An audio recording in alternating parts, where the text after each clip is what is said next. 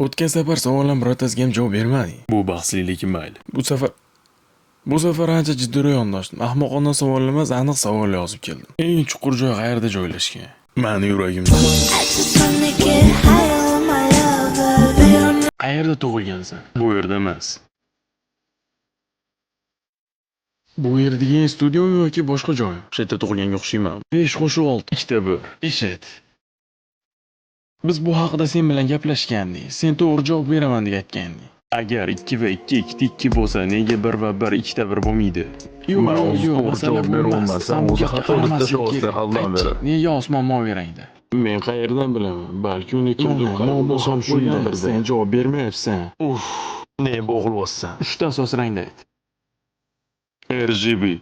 Jinursan ahmoq. Nima? Xo'sh, mayli. To'g'ri nega yo'lni kesib o'tadi?